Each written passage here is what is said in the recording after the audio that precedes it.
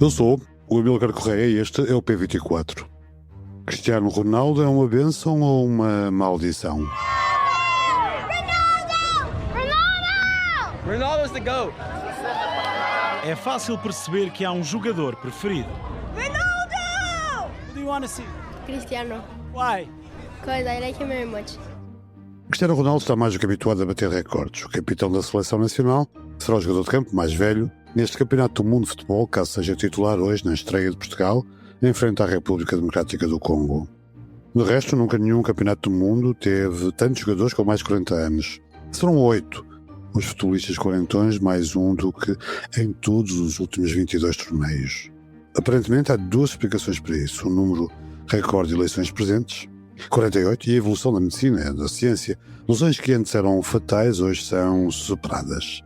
CR7, de 41 anos, Guilherme Ochoa, guarda-redes mexicano de 40, e Lionel Messi, que completa 39 este mês, jogam o seu 6º Mundial, sendo que o internacional português marcou em todos eles. E vai marcar neste, eis a questão. Jonathan Wilson, jornalista inglês de desporto, autor de vários livros, escreveu no jornal The Guardian que a presença de Cristiano Ronaldo no Campeonato do Mundo é mais uma maldição do que uma bênção para a seleção nacional. Wilson diz que CR7 nem sequer é o jogador em que se tornou depois de deixar de ser o jogador que era. É um exagero? Vamos ouvir o que pensa sobre isto. O convidado deste episódio, Nuno Sousa, editor executivo e editor do Desporto do Público. Bem-vindos ao P24, o dia começa aqui.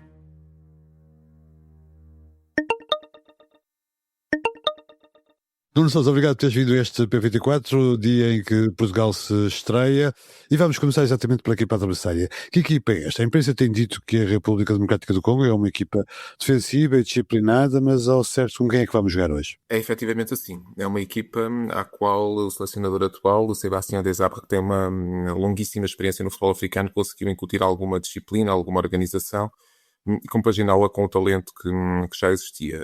É para recordar que, à imagem do que acontece com outras seleções, esta seleção do Congo importa muito do seu talento de países europeus, com obviamente raízes familiares associadas a jogadores que já nasceram em outras paragens, e isso permite-lhe ter um grau de maturidade competitiva já muito interessante. É uma seleção efetivamente competente do ponto de vista defensivo, mas também é uma seleção com a qual temos de ter alguns cuidados do ponto de vista defensivo, nomeadamente por causa da dupla de médios, ambos de 21 anos, curiosamente, e ambos de raízes belgas. Sadik e Mukau são dois médios com muita qualidade com bola, que fazem muito trabalho também de coberturas defensivas e depois conseguem ligar o jogo no ataque, mas em rigor, olhando para aquilo que foi a fase de qualificação do Congo, que foi sempre muito estável do ponto de vista defensivo, ofensivamente é uma equipa que tem 2 ou 3 jogadores com algum talento, mas não é capaz de, em campo aberto, criar muitos problemas a Portugal, pelo menos do ponto de vista teórico. Portanto, em tese, Portugal terá todos os ingredientes necessários para dominar o jogo no meio campo contrário. Terá de ser uma equipa paciente, por um lado, como foi recentemente a Espanha diante de Cabo Verde, mas com um pouco mais de qualidade no processo ofensivo, mais rapidez, mais dinâmica, para conseguir, pelo menos, obrigar o adversário a descompor-se defensivamente. Mais jogo à largura, mais de movimentos verticais de jogadores que tenham capacidade de equilibrar no 1 para 1, algo que a Espanha não teve até à entrada de Yamal em campo. Mas creio que, desse ponto de vista, Portugal estará devidamente alerta para aquilo que vai encontrar, até porque recentemente defrontou no último jogo de preparação a seleção da Nigéria, que conseguiu colocar em alguns problemas idênticos àqueles que potencialmente o Congo irá colocar, nomeadamente a capacidade de discutir duelos de 1 para 1 com uma componente física acima da seleção portuguesa, as transições defensivas de Portugal que têm de ser mais acauteladas e também defender melhor as bolas paradas, sobretudo as segundas bolas, que a Nigéria foi uma fragilidade que conseguiu colocar a nu. Portanto, diria que tudo junto concorrerá para, essencialmente, definirmos aquilo que será o leque de dificuldades que Portugal, em tese, irá enfrentar deste jogo de estreia do Campeonato do Mundo. Nuno, antes de fazer a segunda pergunta, deixa-me informar os leitores e ouvintes que temos uma série de podcasts chamada Eu Estive Lá, sobre os 8 mundiais em que Portugal participou e que estreia precisamente hoje, com uma entrevista a António Simões.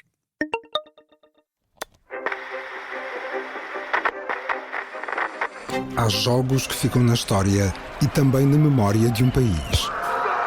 Que nós, definitivamente, pusemos Portugal no mapa. 8 mundiais, de 1966 a 2022. Mas e o que ficou na memória de quem lá esteve? E o Eusébio dizia, mas o que é isto? Pá? Mas tu coreano, passa-te a bola para as pernas. Pá. Completamente danado. A pressão de representar um país inteiro. Tratam-nos como lixo, mas nós estamos aqui para honrar o país. Eu Estive Lá, o podcast do Público sobre os jogos que pararam Portugal. Primeiro episódio esta quarta-feira, dia em que Portugal se estreia no Mundial 2026. Depois, às terças e sextas. Por favor, agora no próximo vejam lá se conseguem fazer melhor.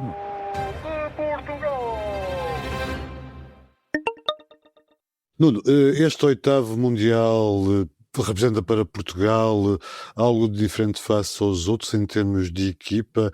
Esta geração de jogadores é a melhor geração de sempre que representou Portugal? Julgo que é a geração mais bem preparada que Portugal já teve, a todos os níveis. Creio que aqui se inclui também a forma como, do ponto de vista logístico e organizativo, a seleção portuguesa, a Federação particularmente, também tem trabalhado nos bastidores. Portanto, Portugal dispõe hoje de um núcleo de jogadores de talento absolutamente incontestável. Vamos esquecer saltilho de vez comparativamente a esta preparação. Absolutamente. Eu creio que não há paralelismo possível. Estamos a falar de uma seleção que, à imagem de tantas outras, é verdade, se preparou ao milímetro, que, por exemplo, só para citar uma nuance, que decidiu escolher o estágio de março com 2 viagens e jogos competitivos, um no México e outro nos Estados Unidos, precisamente para perceber de que forma, do ponto de vista fisiológico, é que os jogadores respondiam características como a altitude, a umidade, o calor excessivo. E, portanto, nesse aspecto há claramente um trabalho de base que nada tem a ver com aquilo que aconteceu em 1986. E depois temos, para além desta componente logística em que nada falta aos jogadores, a capacidade que estes jogadores têm de competir a alto nível nas grandes equipas da Europa. E eu creio que isso é um grande valor acrescentado.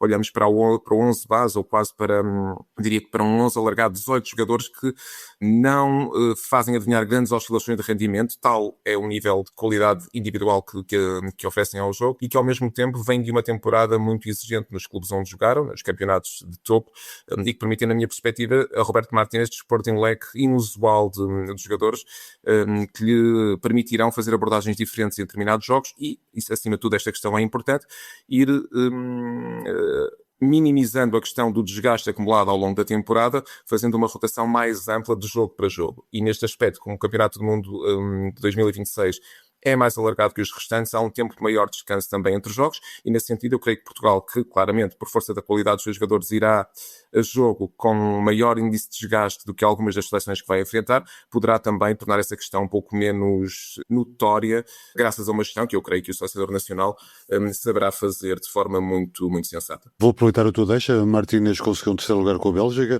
em 2018, com a chamada geração de Euro belga. O Mundial de 2022 foi uma desilusão, já com essa geração já um bocadinho mais envelhecida. O que é que podemos esperar de Martínez? Não é um treinador que nos surpreenda muito do ponto de vista da ideia de jogo. Já nos surpreendeu relativamente a algumas escolhas individuais, vou citar uma ou duas. João Neves já chegou, por exemplo, a lateral direito e é claramente um médio de raiz de formação e inequivocamente um jogador que revoluciona o meio campo quando joga no corredor central. Já adaptou também Mateus Nunes à ala direita, aliás, Mateus Nunes também é um médio de formação, tem jogado na Inglaterra também do lado direito, é verdade, mas a verdade é que é incorporado nesta convocatória precisamente por essa polivalência que oferece, e portanto há aqui algumas ideias. João Cancelo já jogou com o número 10, é um lateral direito de raiz, portanto há aqui algumas nuances individuais na ideia de jogo de Portugal. Agora, o que temos de esperar, na minha perspectiva, é mais do mesmo, no sentido em que é uma equipa muito capaz no plano da circulação da bola, de controlar o adversário através da posse, de conseguir, de certa forma, obrigá-lo a um desgaste que, em tese, uma fase mais adiantada do jogo, depois lhe permite capitalizar algumas falhas.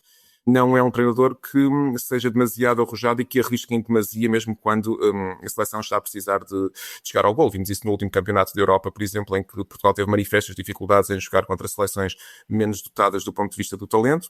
E temos visto isso recorrentemente em contextos de fases finais contra seleções que, mesmo tendo talento, baixam o bloco, ou seja, usam uma defesa um bocadinho mais baixa, mais junto à linha da grande área, e que nesse aspecto dificultam muito a ação de quem quer proativamente chegar ao golo. Portanto, creio que não é de esperar nenhuma revolução. Agora, é um treinador que tem trazido alguma flexibilidade, ele gosta de utilizar a expressão flexibilidade tática, e é verdade. Portugal já usou vários sistemas diferentes, já se deu bem com alguns, com outros nem tanto, mas é nesse aspecto uma seleção com alguma plasticidade e capaz de utilizar diferentes desenhos geométricos, diferentes estruturas base ao longo da mesma partida, porque também, voltamos à casa de partida, dispõe de um leque de jogadores que não só estão habituados a estas rotinas nas equipas onde jogam, como têm uma capacidade de ler o jogo e de o interpretar muito acima da média e, portanto, adaptam-se com relativa facilidade. Nuno, Jonathan Wilson é um jornalista de desporto e autor de vários livros conhecidos em Inglaterra. Ele escreve no The Guardian e escreveu recentemente um texto no qual diz que a presença de Ronaldo no 11 inicial é mais uma maldição do que uma bênção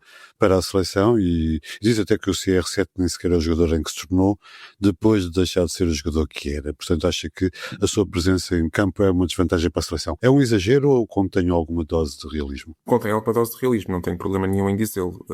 Julgo que não tem necessariamente de ser um problema, mas isso depende muito da ousadia e da forma contida ou mais ousada como o selecionador pretender utilizá-lo em campo. Se estivermos na iminência, que me parece o mais provável, sinceramente, de assumir um estatuto indiscutível titular e eventualmente descansar apenas nos últimos 10, 15 minutos do jogo para que possa enfrentar o jogo seguinte novamente na condição titular, eu creio que Portugal pode ter um problema, como já teve no passado recente.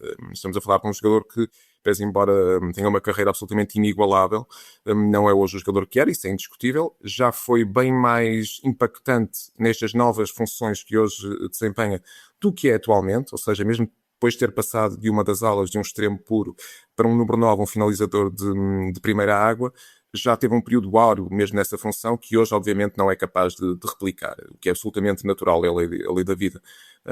Mas o que me parece é que Portugal não pode dar-se ao luxo de ficar refém de um jogador, seja ele Cristiano Ronaldo ou qualquer outro, que em determinados momentos do jogo quase que monopoliza a ideia de jogo da seleção, porque obriga muitas vezes, só para dar um pequeno exemplo, não sendo capaz já de ligar o jogo no corredor central, de jogar de costas para a baliza, de combinar e atacar a profundidade, ou seja, de se desmarcar e ir buscar a bola nas costas da defesa, obriga muitas vezes Portugal a jogar à largura, a recorrer excessivamente, na minha perspectiva, lá está, ao recurso dos cruzamentos, sendo ele quase sempre a única referência para bolas aéreas, o que, do ponto de vista estatístico, minimiza muito a capacidade ou a probabilidade de chegar à bola antes do que o defesa e, sobretudo, de conseguir finalizar com êxito. Portanto, temos assistido a isto de forma recorrente em alguns momentos.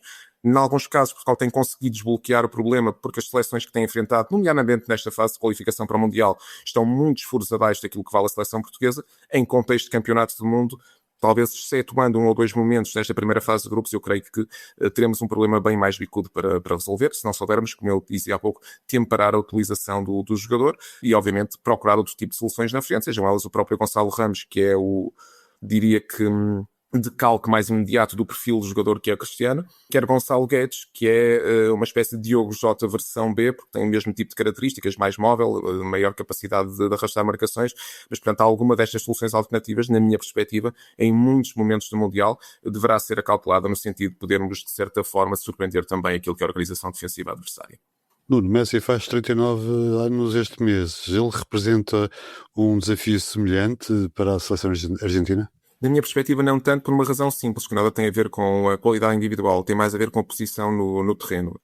Não sendo também ele, obviamente, o mesmo jogador que era, não sendo capaz de individualmente, enfim, driblar 2 ou 3 jogadores e criar a partir daí desequilíbrios constantes até à baliza contrária, é hoje um jogador que consegue medir melhor, sem impactar na equipa, aquilo que são as suas maiores limitações físicas. Ou seja, não corre tanto com bola, não percorre tantos metros, mas solta a bola com a mesma qualidade, obviamente, porque essa não a perdeu, tem a mesma leitura de jogo que tinha, isso também é absolutamente inatacável, e portanto consegue colocar a equipa a jogar, fazer circular a bola, encontrar espaços livres, não tendo de se desgastar tanto. No caso de Cristiano, o problema é francamente diferente, porque ele próprio tem de obrigar as defesas contrárias a desgastar-se, tem de criar espaços de penetração para os colegas de equipa, nomeadamente os segundos avançados e médios de características mais ofensivas, e tem, acima de tudo, de trabalhar muito sem bola, no sentido de obstaculizar a primeira fase de construção do adversário, que é uma preocupação que não assiste ao Lionel Messi nesta seleção da Argentina, e nesse aspecto o mago argentino está um pouco mais protegido do Cristiano, da crítica e também das incidências do jogo. Este campeonato tem 48 seleções nacionais, o que é um recorde, e tem também outra característica muito particular, que é o facto de ter o recorde também de ter jogadores com mais de 40 anos, muito mais do que nas 22 edições anteriores. No fundo, pode ser um mundial de transição entre jogadores lendários como Ronaldo e Messi e uma nova geração a despontar? Sim, acredito que sim. Diria que em condições normais, de alguma racionalidade na decisão, deverá ser, quer para Cristiano, quer para Lionel Messi, o último campeonato do mundo. Sendo que também acaba por ser relativamente natural que, com a evolução da ciência, a metodologia do treino, a recuperação pós-competição, que os jogadores consigam atingir níveis de rendimento até muito mais tarde. Claro que estamos a falar de 2 jogadores que são absolutamente estratosféricos e muito difíceis de emular, pelo menos num futuro próximo, mas em rigor assistimos, como dizias e bem, a mais uma mão cheia de outros casos, de jogadores que se aproximam da barreira dos 40 anos e continuam a ser úteis à seleção. Alguns deles são guarda-redes, obviamente, como aconteceu recentemente com o caso de Vozinha na seleção de Cabo Verde, mas não deixa de ser um sintoma muito claro daquilo que tem sido a evolução do desporto de alta competição e em particular do futebol. Mas estou em crer que sim, ou seja, que esta passagem de testemunho de alguma forma há de ser feita não tanto a nível individual, porque, como dizia, acho muito difícil surgirem jogadores nas próximas gerações com este impacto direto no jogo, como tiveram Cristiano e Lionel Messi nas respectivas seleções, mas creio que coletivamente o talento que vem emergindo, não só no ataque, mas noutros setores ao longo dos últimos anos, em variadíssimas seleções, incluindo as duas que citei, Portugal e Argentina, permitirão, de certa forma, essa passagem de testemunho de que falavas e a manutenção das duas seleções, em particular, como sempre potenciais candidatos /favoritos a conquistar troféus. Nuno Sousa, obrigado por teres vindo ao P24 e um bom jogo de futebol. Obrigado, Emilcar. Um abraço. Há jogos que ficam na história e também na memória de um país. Eu estive lá. Um novo podcast do Público estreia hoje, dia do primeiro jogo da seleção portuguesa no Mundial de 2026.